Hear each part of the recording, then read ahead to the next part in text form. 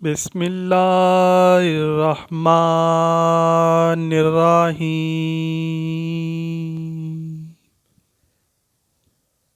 حضرت موسیٰ علیہ السلام کے دور میں ایک عورت تھی جو انتہا کی بد کردار اور انتہائی خوبصورت تھی۔ وہ اتنی خوبصورت تھی کہ کوئی بھی مرد اسے دیکھ کر اس سے برائی کیے بغیر نہیں رہتا تھا۔ اس نے اپنے گھر کو محل بنا رکھا تھا۔ محل میں تخت بنایا، پھر وہ تخت پر بیٹھ جایا کرتی۔ اس کے آس پاس مرد ہی مرد ہوتے اور برائی کرنے والے ہر وقت موجود رہتے۔ ایک دن وہ اپنے محل میں تخت پر بیٹھی تھی کہ ایک نوجوان کا وہاں سے گزر ہوا جو انتہائی عبادت گزار تھا۔ اس کا شمار عابدوں اور زاہدوں میں ہوتا تھا۔ جب اس نوجوان کی اس عورت پر نظر پڑی تو اس عورت کی ایسی تصویر اس کے ذہن میں بنی کہ جب وہ واپس گیا تو اس کا عبادت میں کسی بھی طرح سے دل نہ لگا۔ اس نے ہر ممکن کوشش کی کہ اسے ذہن سے نکالنے کی کوشش کرے، لیکن اس عورت کی تصویر کو اپنے ذہن سے نہ نکال سکا۔ بہت زیادہ کوششوں کے باوجود جب وہ کسی بھی طرح سے کامیاب نہ ہوا تو اس نے اتنی رقم جمع کی جتنی رقم میں وہ عورت کسی مرد کو اپنے قریب آنے دیتی تھی، اور پھر وہ رقم لے کر اس عورت کے پاس اس خیال سے نکل پڑا۔ جب وہ عورت کے پاس پہنچا اور تخت کے قریب بیٹھا تو اس کے دل میں خیال آیا کہ میں نے اپنی ساری زندگی اللہ کی عبادت، اللہ کے ڈر اور اللہ کے خوف میں گزار دی ہے۔ اگر میں آج یہ کام کرتے ہوئے مر گیا تو میں اللہ کو کیا منہ دکھاؤں گا؟ بس اس خیال کا آنا تھا کہ اس کا جسم کانپنے لگا۔ اس نے اس عورت سے کہا، میں نے جانا ہے، مجھے کوئی ضروری کام یاد آ گیا ہے۔ عورت کہنے لگی، چلے جانا، لیکن جس کام سے آئے تھے وہ تو کرتے جاؤ۔ نوجوان نے صاف انکار کیا۔ عورت کے بار بار اصرار کرنے پہ وہ کہنے لگا، میں نے اپنی ساری زندگی اللہ کی عبادت میں گزار دی ہے، اور اب میں یہ کام کر کے اللہ کو ناراض نہیں کر سکتا۔ اور وہاں سے یہ کہہ کر وہ چل نکلا۔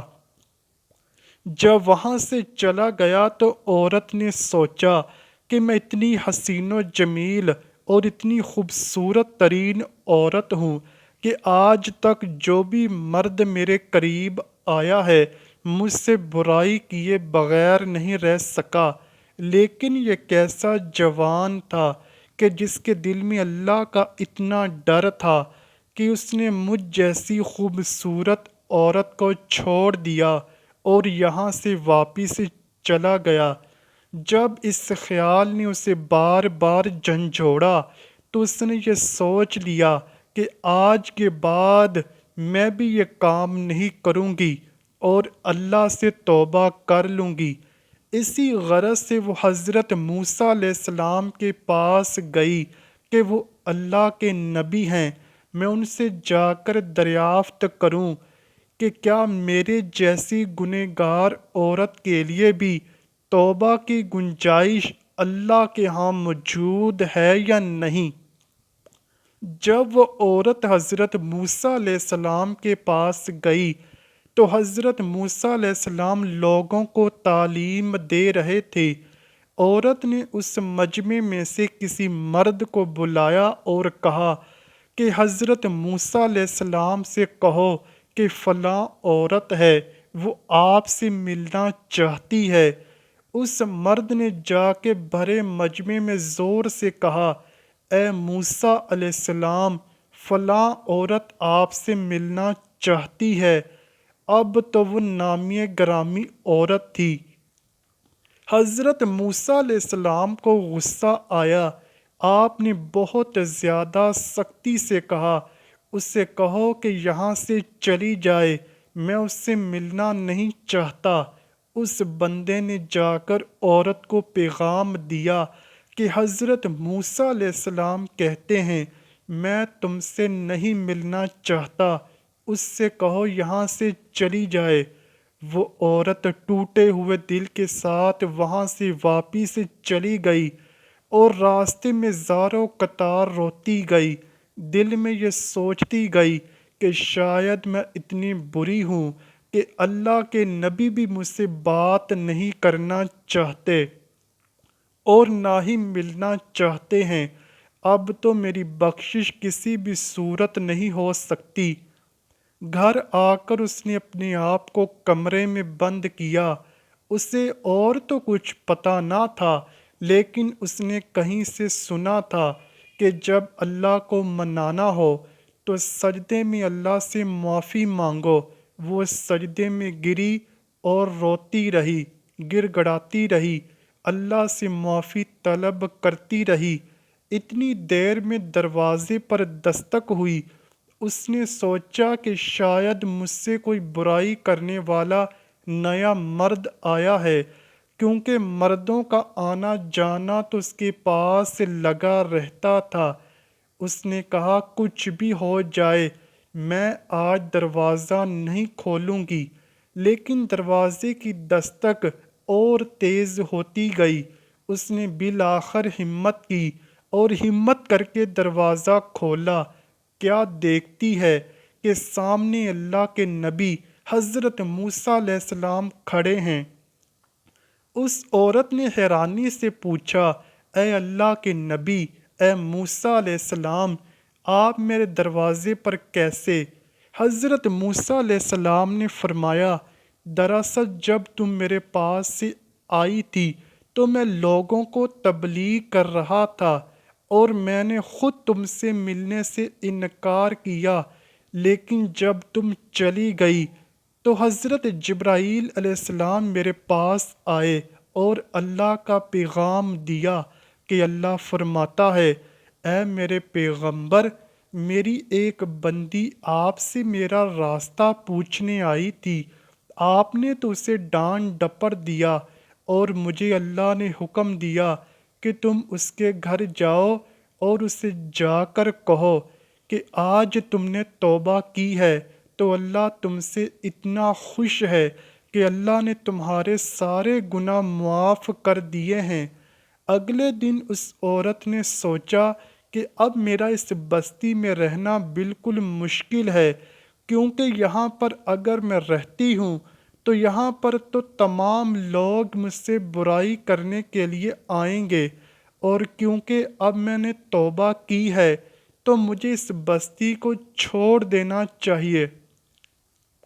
چنانچہ اس عورت نے اس بستی کو چھوڑ دیا اور اس نوجوان کی تلاش میں نکلی جس کی وجہ سے اس نے توبہ کی تھی۔ اس نوجوان کو ڈھونڈنے کے بعد جب اس کے گھر پہنچی تو اسے بتایا گیا کہ وہ آدمی اپنی ابھی عبادت میں مصروف ہے۔ جیسے ہی فارغ ہوگا اس عورت کی اس سے ملاقات کروا دی جائے گی۔ وہ عورت گھر کے صحن میں بیٹھ گئی اور اس کا انتظار کرنے لگی۔ جیسے ہی وہ نوجوان عبادت سے فارغ ہو کر کمرے سے باہر نکلا اور صحن میں اس عورت کو بیٹھے ہوئے دیکھا تو اس کے دل میں خیال آیا کہ شاید یہ یہاں پر بھی اب میرا ایمان خراب کرنے آئی ہے، اور میں نے تو اسے اتنی مشکلوں سے اپنے تصورات سے نکالا تھا۔ وہ نوجوان وہیں پر گرا اور اس کی روح پرواز کر گئی۔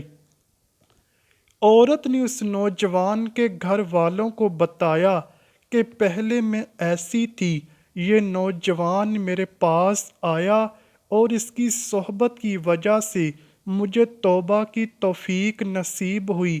میں نے اپنی پہلے والی زندگی سے توبہ کی ہے اور میں یہاں اس سے ملنے آئی تھی کہ شاید اب یہ مجھ سے نکاح کر لے۔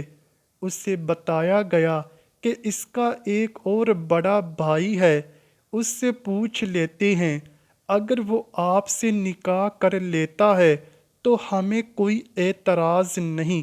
راوی لکھتے ہیں کہ اس عورت کی شادی اس نوجوان کے بڑے بھائی سے کر دی گئی اور اللہ پاک نے اس عورت کو صدقے دل توبہ کرنے سے اس کو یہ صلہ دیا کہ اللہ نے اس عورت کو 7 بیٹے عطا کیے اور وہ 7 کے 7 بیٹے بعد میں بنی اسرائیل کے بہت بڑے ولی ہو کر گزرے۔